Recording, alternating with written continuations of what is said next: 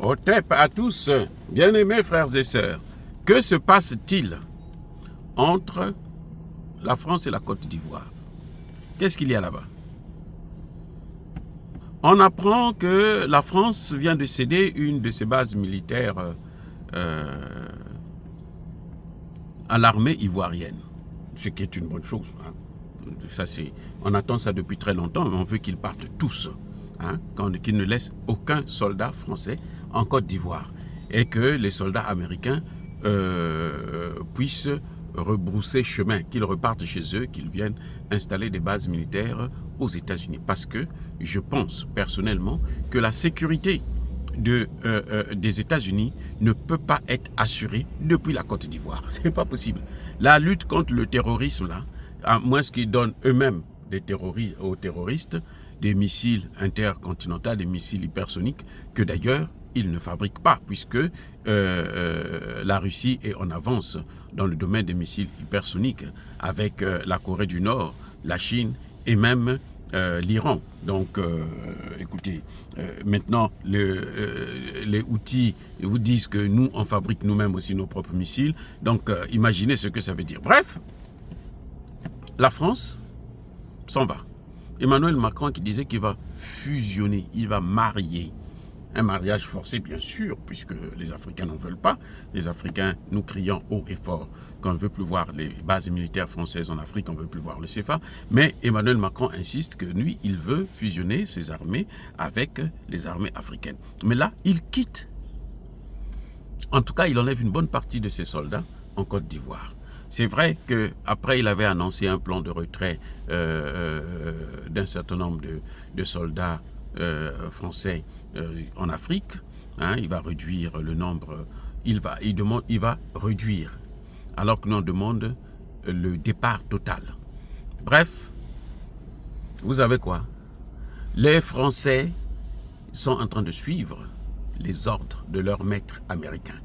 Parce que les Américains sont en train de venir en Côte d'Ivoire. C'est pour ça que la France est en train de retirer ses troupes. C'est tout, c'est un jeu de chaises musicales. Ce sont les Américains qui avaient proclamé les Français comme étant les gendarmes du monde. C'est pas les Français eux-mêmes qui se sont proclamés gendarmes. Non, ce sont les Américains qui leur ont donné le pouvoir. Les Américains géraient l'Afrique en utilisant la sous-traitance française. C'est-à-dire que c'était les Français qui étaient des sous-traitants de la gestion de l'Afrique pour les Américains. Maintenant, les Américains leur retirent le contrat qu'ils avaient avec la France. C'est ce que vous voyez là. Quand Emmanuel Macron décide de retirer un certain nombre de soldats, ce n'est pas parce que Emmanuel Macron a décidé de retirer ces soldats, mais c'est ce que nous demandons depuis très longtemps. Avant même que le mouvement du panafricanisme soit aussi élevé qu'il l'est aujourd'hui, on demandait déjà, des États africains, beaucoup demandaient déjà à ce que les Français puissent quitter leur sol. Et la France n'est jamais partie.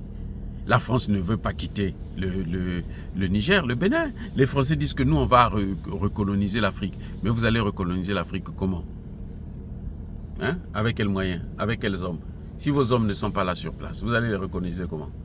Donc, en fait, c'est une opération, un jeu de chaises musicales.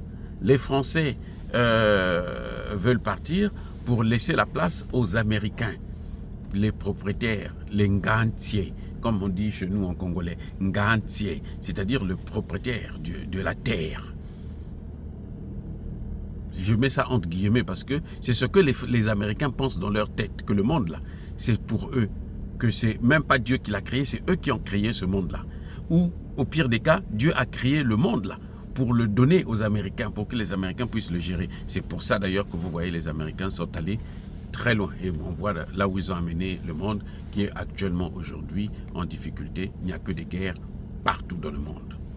Et ça, c'est l'œuvre des Américains et c'est ridicule. Oh, bien-aimés frères et sœurs, ce que vous voyez là, ce n'est pas un sujet de réjouissance parce que les Français, ils veulent et ils ont toujours voulu détruire l'Afrique. Donc, ils ne partent pas parce qu'ils ont trouvé que les Africains ont besoin de leur autonomie. C'est ce qui c'était ça. Eh ben, ils allaient déclarer haut et fort, et puis les enlever partout en Afrique, au Tchad, au Sénégal, au Gabon et autres.